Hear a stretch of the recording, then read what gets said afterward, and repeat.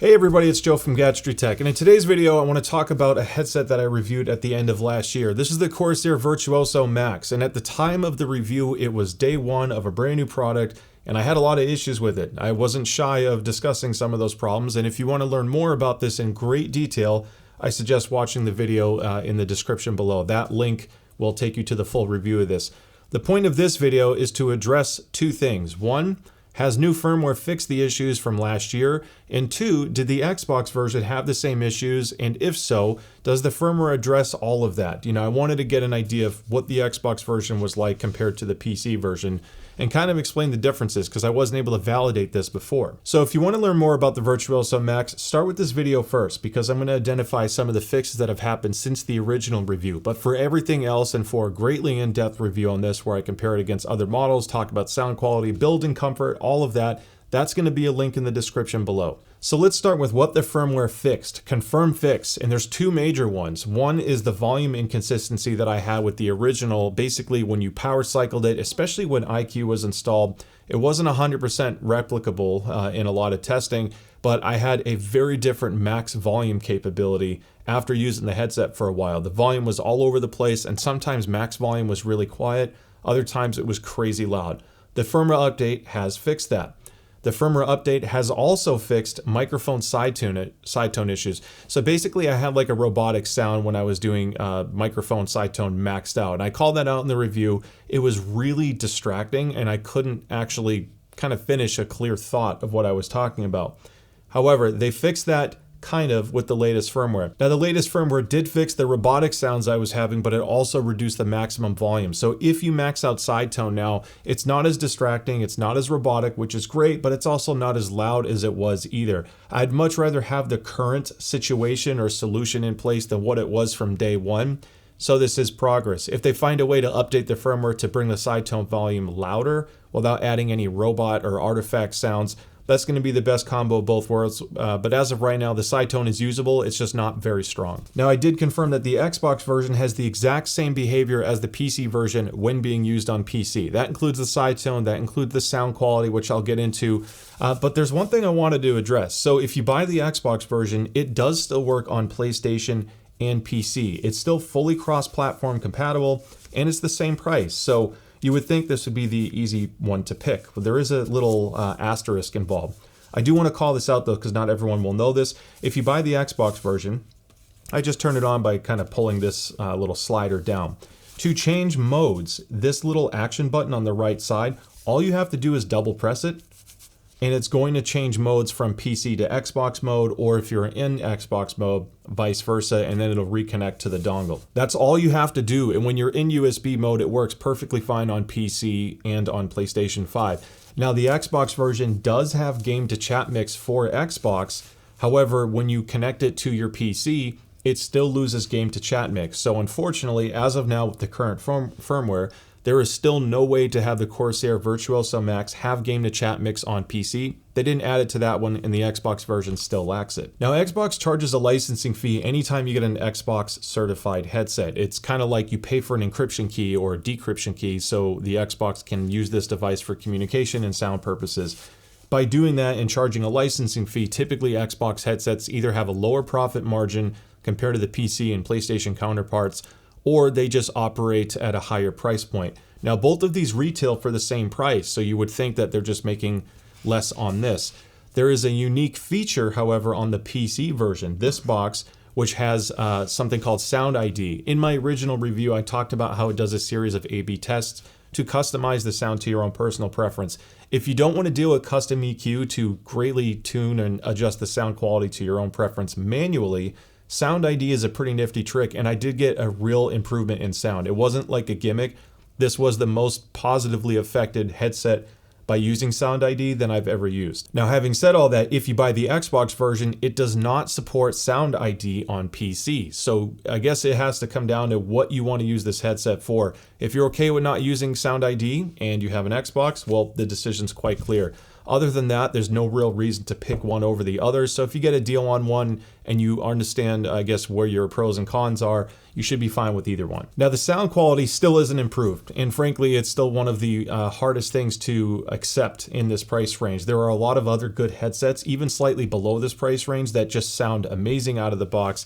This needs an extensive amount of work. Now, some of the issues with this headset are so extreme and the peaks are so all over the place, like really strong emphasis in some frequencies, followed by a big dip.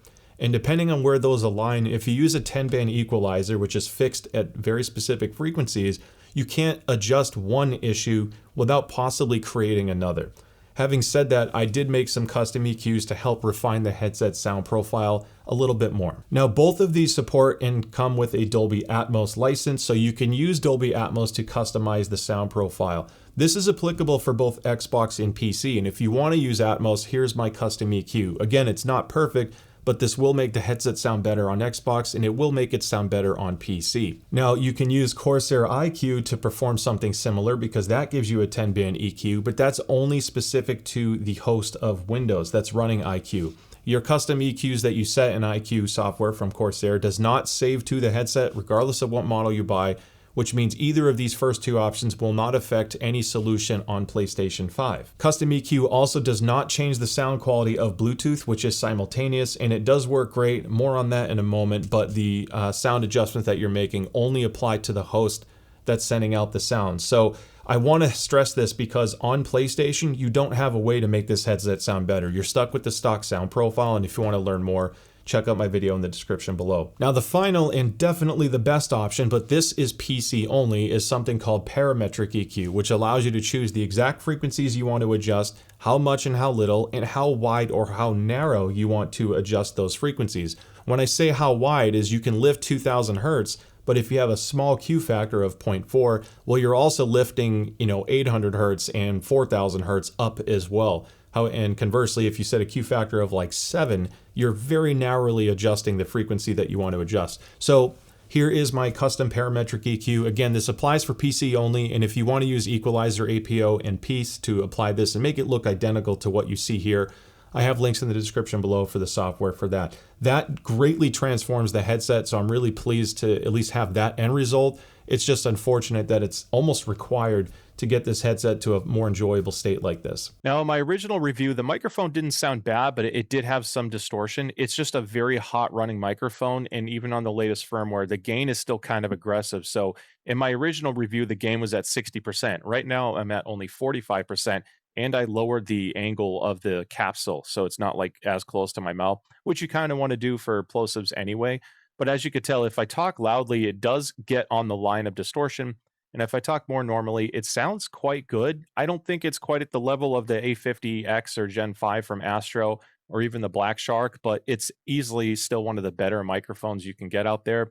I think it sounds great. Just load IQ and reduce the microphone gain sensitivity because it does make a big difference on how good this microphone can sound once you eliminate distortion. I did have a couple ongoing issues with the original and this version. For one, the bass balance is good as far as the left and right driver matching, so I don't have an inconsistency there anymore, and that's been updated on my site. The higher frequencies does still have an imbalance, and it's almost the exact same imbalance from left and right, which means the drivers themselves are not mismatched. The issue of this channel imbalance typically can come from driver mismatch, pad distortion, etc. But when you deal with a wireless headset, and often from gaming headsets, the left cup has different stuff inside it than the right cup. Things like the batteries, the transmitter, a little PCB that has the antenna on it for Bluetooth, for example. All of these things affect the geometry, or we'll just call it audio geometry inside the cup. It handles reflections, volume, etc.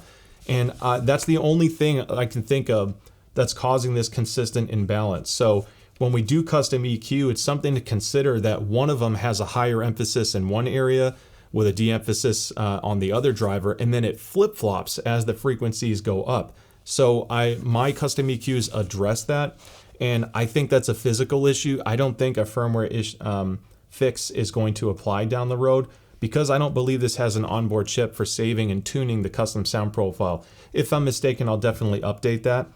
But I just want to highlight that imbalance occurs it seems pretty consistently for all Virtuoso Maxes. Now, the other issue I had, but seems to have been resolved, I wanted to call this out because this was a common complaint online too, is some people had like a robotic sound, especially when using Bluetooth. And I had that even after the latest firmware update on the PC version. To fix that, I ended up deleting the Virtuoso Max from my phone. And then I basically held down this slider. So when the headset's on, you pull this down once to turn it on. If you hold it down for a second or a couple seconds, it'll put it back in Bluetooth pairing mode. And by doing that, I repaired to my phone. The robotic sound was gone and it never came back. The Xbox version never had that issue. So if you're dealing with kind of robotic Wi-Fi or wireless issues and the sound doesn't sound right, maybe try unpairing and repairing the device. The other thing that does still happen though is when I use Tidal as my music player, again as an example, and if I'm playing a track and changing tracks and skipping forward or back, I always have like this weird compression artifacts type sound. Like you can hear the sound signals heavily compressed for some reason. And it's a little distracting, but once it's being played, I didn't have that issue anymore. It's just a weird thing that I don't typically experience with other headsets. Not game breaking, but it's worth calling out. All right, and that about wraps up the video. Now I'm pleased to see that the firmware has fixed some things. The usability, like the volume inconsistencies and the robotic side tone, are fixed now. That is huge. I wish the side tone was a little bit louder. I wish the sound quality was a little bit better, to be honest. And I hope in the future that they release a firmware update to add game to chat mix on PC, regardless of which version you get. So we're getting there. I don't think it's still quite a top recommendation, but at least it's progress. And I didn't do this to push other headsets. I don't have an agenda with this video. I will not have any special affiliate links for other headsets that compete with this. Just the generic Amazon purchase links that I use, which does support the channel, but if you consider this, get it wherever you like.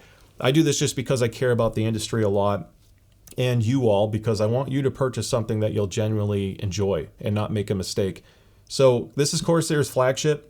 It's worth revisiting once in a while, and I hope that it continues to improve, and if it does, I'll do my best to update you all.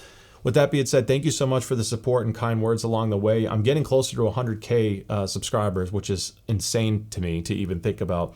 So I can't thank you enough.